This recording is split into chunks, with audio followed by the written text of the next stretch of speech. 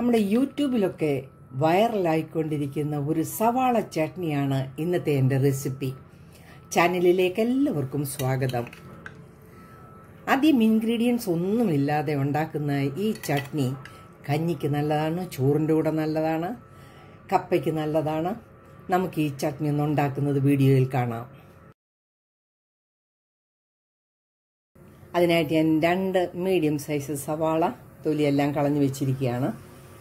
ഇത് നമുക്ക് ചെറുതായിട്ട് ഒന്ന് അരിഞ്ഞെടുക്കാം. സവാള നല്ല ചെറുതായിട്ട് അരിഞ്ഞെടുത്തിട്ടുണ്ട്. നല്ല ഒരു കഷ്ണം നല്ല അലുത്ത പുളിയാണ് എടുത്തിരിക്കുന്നത്, വാളംപുളി. ഈ വാളംപുളി നമുക്കൊന്ന് അതിൻ്റെ സത്ത് മുഴുവനൊന്ന് വെള്ളത്തിലെടുക്കാം. കുറച്ച് വെള്ളമേ ഒഴിക്കാവൂ.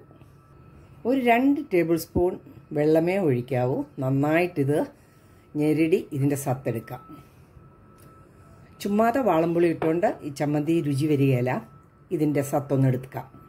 നമുക്ക് ഈ സവാളയൊന്ന് വഴറ്റിയെടുക്കാൻ വേണ്ടി ഞാനൊരു പാൻ അടുപ്പത്ത് വെച്ചിട്ടുണ്ട്. അതിലേക്ക് 1 ടേബിൾ സ്പൂൺ വെളിച്ചെണ്ണ ഒഴിച്ചു കൊടുക്കാം. നമുക്ക് പിന്നീട് വെളിച്ചെണ്ണ ഒഴിക്കേണ്ടതാണ്. ഇപ്പം അതൊന്ന് വഴറ്റാൻ വേണ്ടി മാത്രം 1 ടേബിൾ സ്പൂൺ ഒഴിച്ചതാണ്. എണ്ണ നന്നായിട്ട് ചൂടായിട്ടുണ്ട്. നമുക്ക് സവാള ഇട്ട് കൊടുക്കാം. സവാള വേഗം ഒന്നും വേണ്ട, ഒന്ന് വഴന്ന് കിട്ടിയാൽ മതി. ഒന്ന് വഴറ്റിയെടുക്കാം. ആ പച്ച ചൊവയൊന്ന് മാറി കിട്ടിയാൽ മാത്രം മതി.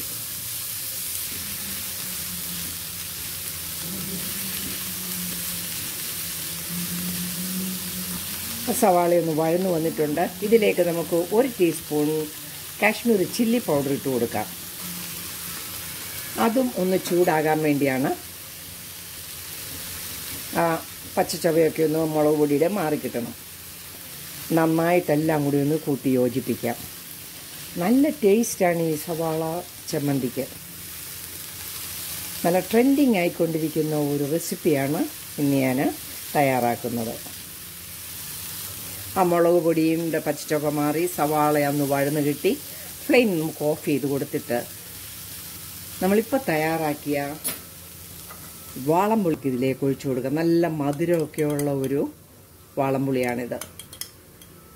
ഒരു 3 ടീസ്പൂൺ ഞാൻ ഒഴിച്ചു കൊടുത്തിട്ടുണ്ട്. ഒന്ന് ഇളക്കി കൊടുക്കാം.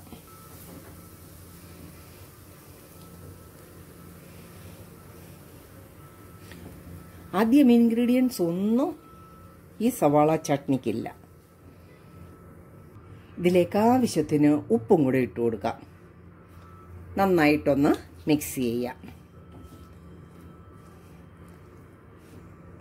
ചോറിന് കൂട്ടാൻ നല്ല രുചിയുള്ള ഒരു ചമ്മന്തിയാണ് നമ്മൾ ഇന്ന് തയ്യാറാക്കിയിരിക്കുന്നത്. എല്ലാം നന്നായിട്ട് മിക്സ് ചെയ്തു. നമുക്കിനി ഇതൊരു പാത്രത്തിലേക്ക് മാറ്റാം. നമ്മൾ ഈ ചമ്മന്തി ഒരു പാത്രത്തിലേക്ക് മാറ്റി. ഇതിന് വിനാഗിരി ഒഴിക്കുന്നതിലും ടേസ്റ്റ് വാളംപുളിയാണ്. ഇനി നമുക്ക് ഇതിനകത്ത് ഒരു കാര്യം കൂടെ ചേർക്കണം. 1 ടേബിൾ സ്പൂൺ വെളിച്ചെണ്ണയും കൂടെ ചേർക്കാം.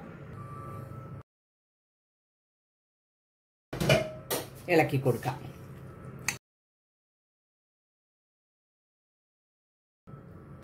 ഈ സിമ്പിൾ റെസിപ്പി റെഡി ആയിരിക്കുകയാണ്. കഞ്ഞിയുടെ കൂടെയൊക്കെ നല്ലതാണ്, ചോറിൻ്റെ കൂടെ നല്ലതാണ്. എൻ്റെ റെസിപ്പി ഇഷ്ടപ്പെട്ടാൽ ചാനൽ ലൈക്ക് ചെയ്ത് സപ്പോർട്ട് ചെയ്യാൻ മറക്കല്ലേ. നല്ല വീഡിയോയുമായിട്ട് വരുന്നത് വരെ ബൈ.